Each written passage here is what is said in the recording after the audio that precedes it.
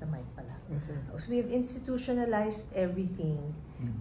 It's documented, everything's documented, and I will turn over to whoever's gonna, I'll make sure I'll turn over everything to whoever the next advisor will be. Same thing with the set of officers. Ang officers kasi usually 1 year lang.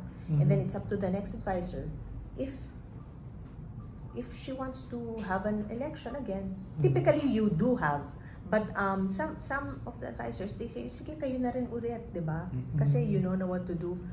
So it depends if they're gonna be replaced or not. So and then we're trying to partner with the Quezon City LGU. We've partnered with them for the Child Development Center. This is to ensure the sustainability of the teachers. Kasi before, in the past, natigil kasi yan nung pandemic. Prior to that, ang laging issue nila is who's gonna pay for the teachers, you know, kasi it's a project of the Ladies Club. So now that it's a foundation, I wanted to ensure that the sustainability of it. Yes. So we partnered with the Quezon City local government. So sila ang magbibigay ng teachers. We're reopening this March. So yun, sustainable na siya. And then we also plan to partner with other foundations. So hopefully we get to sign up something, because we found out, like for instance, Metro Bank or whoever, whatever. There are other foundations that we're looking into. Na they give annual support to foundations like us.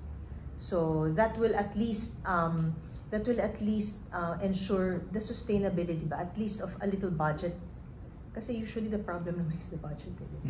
So is that the reason why that you kind of had to formalize everything?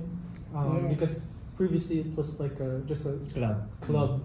It was a club, yeah. Officers, ladies, and you probably didn't have like a set of officers. They did.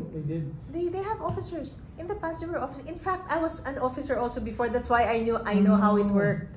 So, and there were a lot of questions in my mind. But there are a lot of questions in my mind. Like, wait, wala bang turnover to? Wala, there's none. So, wala bang turnover to? Where do we get money? How do we raise funds and all? So parang yung mga in my mind, I didn't know that I would be doing the same thing later on as the advisor. So nung naging advisor ako, in-address ko yung mga issues na yon. Because you know, it's something that I really felt strongly about na. But at that time, as an officer, I was the most junior at the time. So and I really didn't have much time. I was working in the corporate. So, yeah, I'm in corporate. I'm in the private sector. So medyo I couldn't. I mean, I just followed what they wanted to do. So there. So now that I have the platform to do it. Medyo natuwa ako sa sinabi nyo kanina na you were retiring together at Sana. So paano po yung hindi nag-retire. Paano po yung naging decision ninyo? No, actually, I really had plans of retiring na. So, but you know, it was the timing at saka yung, you know, sayang naman and all. So, anong gagawin ko? But, you know, and then when he got appointed, you know, things were piling up. Ang dami kong ginagawa and all. Especially, I decided to transition it into a foundation. So there were so many ideas in my mind already, and it was getting difficult. And so I was thinking, maybe it's the right time to retire na. Because I've had it in my mind in the past couple of years actually. Hindi ko lang ginagawa. So, ang dami ko rin pending on the personal side, on the business side. Hindi ko siya magawa because I'm working. So, I think this was the trigger na, okay, I think it's about time. Tamang-tama, Romel is retiring. My husband is retiring. So, I didn't want to start 2025 anymore because that's our calendar year, our fiscal year. Calendar year for work. So, sabi ko, I'll end December 31. Anyway, Feb 7, he's retiring. What were like of course, that didn't happen yet, but do you think one of the things that made you like decide for that is, of course, aside from the foundation itself, was time for family? And can you tell us how important is that for you? Oh, that's very important. Number one, kakapagod. Pero it feels good because when you see the gratefulness, they're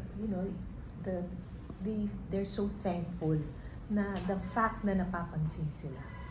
They're really so thankful. They keep saying, this is the first time it happened and all.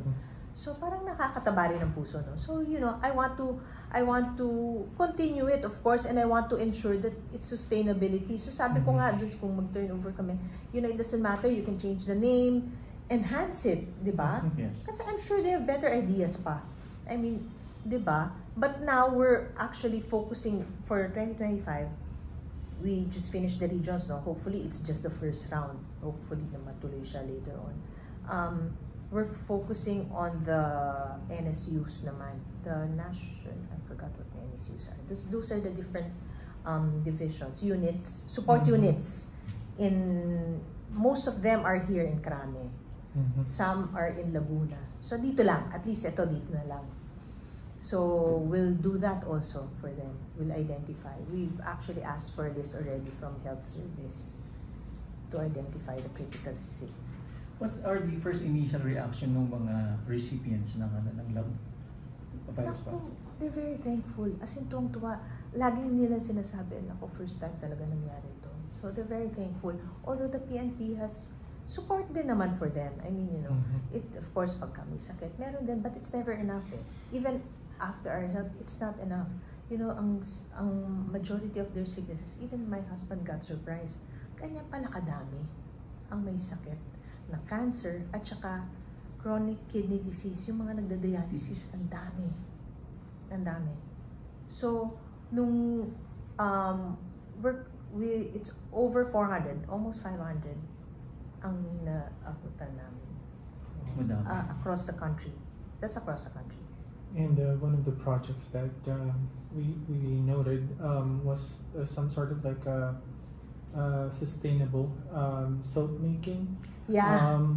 Can you tell us a little bit more about that one, actually, ang nag-spearhead niyan is, it started out in Cebu because the advisor in Cebu, each region would have a regional director, right? And the wife of the regional director automatically is the advisor. Some are active, some are not. So this one, yung sa Cebu, that's her business kasi. So she shared it with the PNTP community. So yung mga dependents ang gumawa sa Cebu. And then now, they moved to NCR.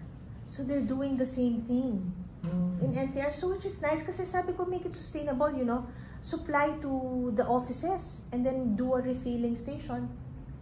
And then it's cheaper. Number one, it's cheaper for the offices in the camp.